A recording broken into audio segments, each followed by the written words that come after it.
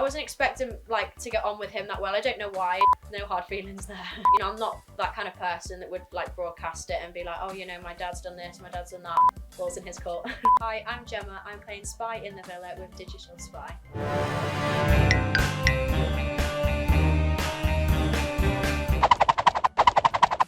What was the moment that surprised you the most during your time in the villa?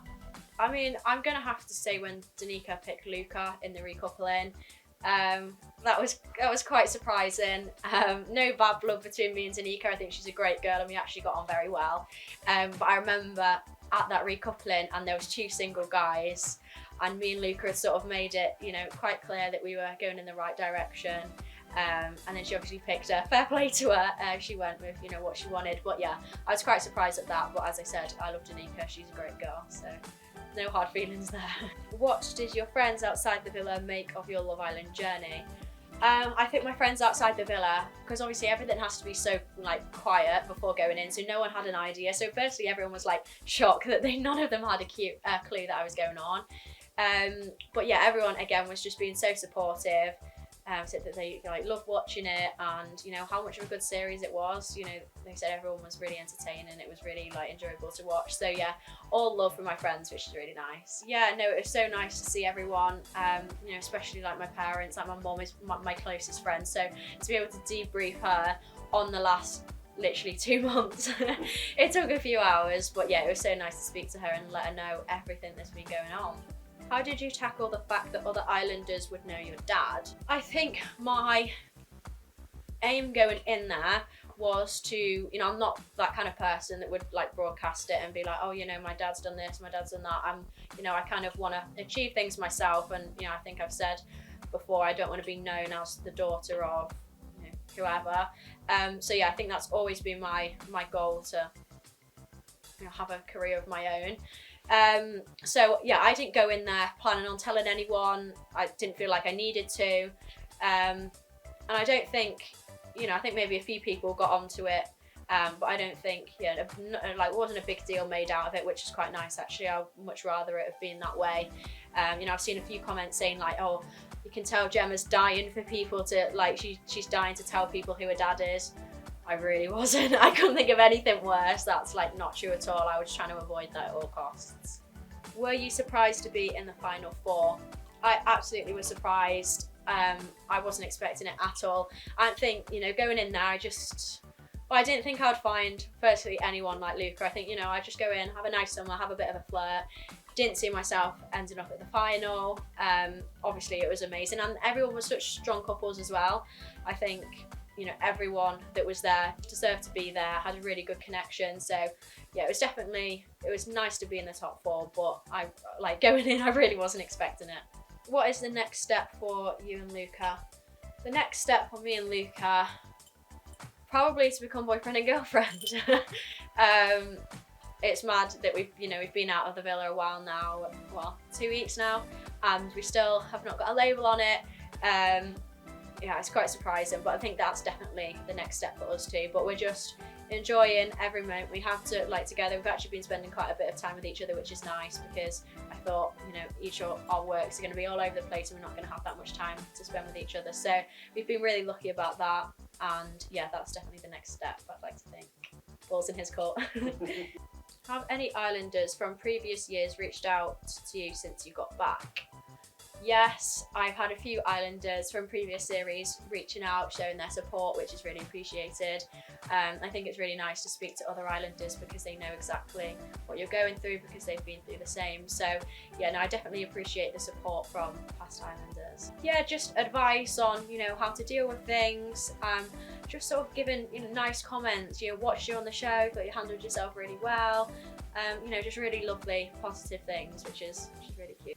What advice would you give to someone who is heading into the Love Island villa? My advice would be to be yourself. I know everyone that comes out of the villa probably says the same advice. But yeah, you just have to be yourself. You get caught out if you're there for 8 weeks. You know, people can tell if you're playing a game. You know, just forget that the cameras are there. I think definitely for me, the first week or so, it took me a while to get used to. You know, the cameras, the mics, literally everyone hearing every single conversation you have. But the quicker you can sort of get over that and it's natural, then the better. And yeah, just make like really good friends with the girls and the guys. You know, it's always in there. It can get like challenging at sometimes. You know, you can miss home, or you're getting put in, you know, not easy situations. But just having that, you know, big group of people, and they're like your second, like they're your second family in there. Was there anything from your time on the show that you wished viewers had seen?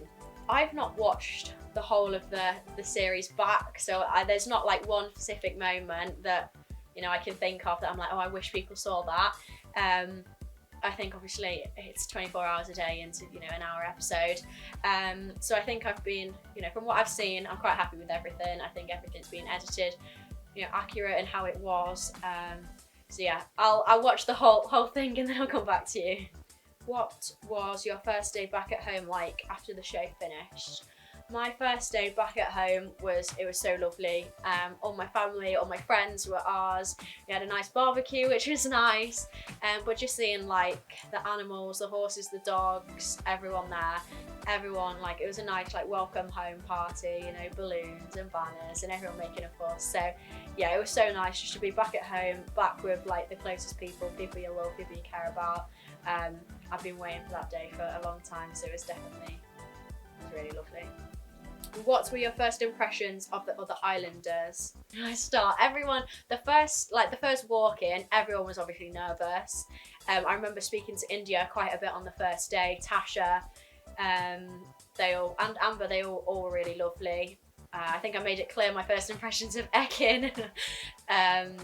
But yeah, no, I think everyone, you can have judgments on anyone, but when you're like living with them and you get to know them better, you know, all of my preconceptions all changed after a while. So yeah, everyone was so lovely. I think Ikenna at the very start, I mean, at the very, very start, I don't know, I wasn't expecting like to get on with him that well. I don't know why, I wasn't planning on, but we got on really well. He was so lovely, he was so funny, like funny without even realising, just the way he held himself around the villa.